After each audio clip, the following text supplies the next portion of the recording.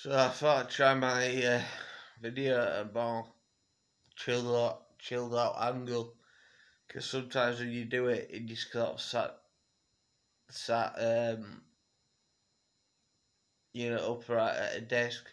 It can sometimes feel a lot more formal and it doesn't flow as well. So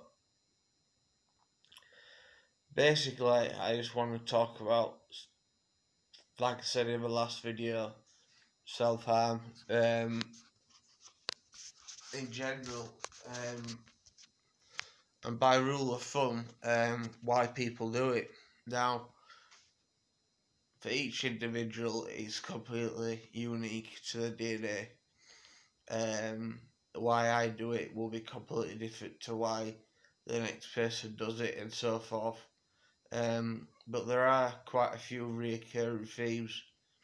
Feelings of emptiness, feeling like you deserve it, sort of self punishment.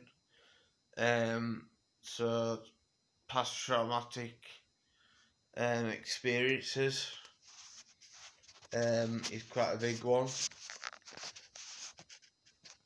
Um, Mistakes you might have made in the past, which again could come under past traumatic experiences, as long as how mistakes others have made towards you, um, or just it just genuinely being part of your disorder. Now, me personally, because I suffer horrendously from OCD, and carry the intrusive thoughts that come with that, sometimes I hurt myself because I can't handle what's going on in my brain, and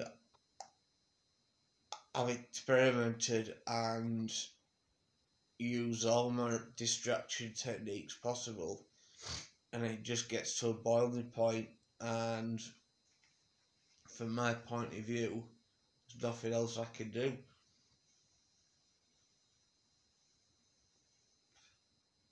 Um,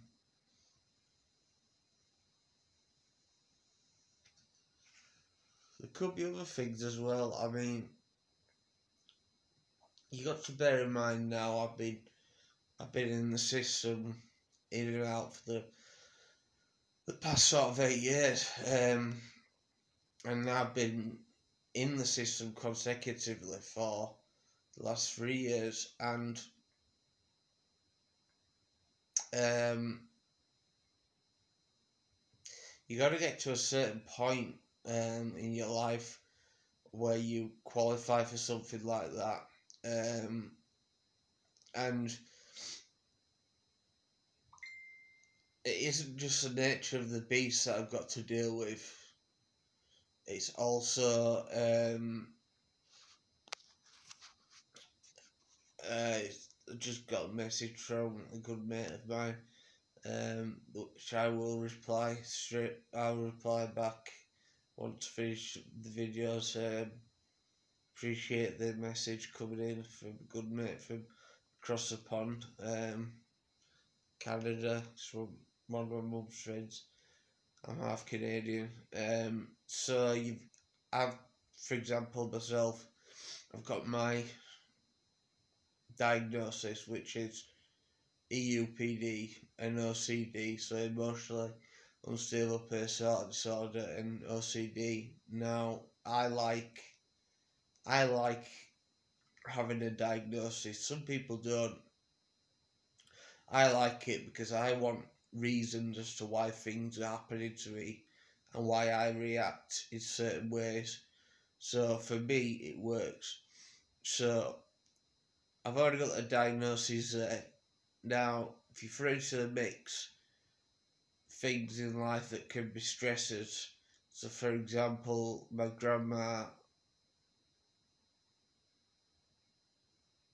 I don't know how many times I can keep saying this, but my grandma is not going to be here for much longer. And since then, my self harm has increased dramatically because the stress on my body, and I've utilised all my distraction techniques, and I just needed to do it to release that inner turmoil that was going on inside my body. And a lot of people express it differently. Some people say it's like popping a balloon, and some people say it's just like they can feel the tension draining out of them. It depends whether you can self harm to a superficial level or you don't know when to stop, i.e., myself, and do it extreme levels, and that's where it becomes quite dangerous. It's very difficult for self harmers, and it's very difficult for people who love them and want to help them, but desperately don't know how. Um, which is what I'm gonna address in my not next video, that's gonna be for the self harmer, but in the video after that, it's gonna be for people who are watching someone and just genuinely, you just might not know what to do. You might just feel that helpless to it.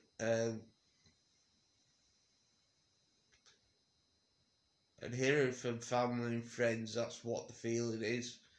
Helplessness. I mean, I've not personally experienced it, but I can only imagine what it's like for other people that love me, see me hurt myself, covering my body from head to toe with scars. Um, I think it's important to talk about self harm. It's not as much of a taboo subject as it once was. I still feel like there's more gears we can go with it in terms of spreading awareness and not, I suppose, labelling and making them people performing the actions feel even more isolated than they already do, because it's probably a very big driving force as to why they are self-harming. But this is why there's all these different groups on Facebook and all the different awareness being spread, and we have come a long way. Still think we've got a good way to go yet, though. I know through A&E visits and stuff like that. Sometimes some doctors, some are really good with it, some are so ignorant to it they don't really know. So you've got that side of it as well, which can be really difficult to kind of rein your emotions in when you're kind of at your lowest and you're being, sort of talking down to you in a derogatory way. So yeah, it's going to be as unique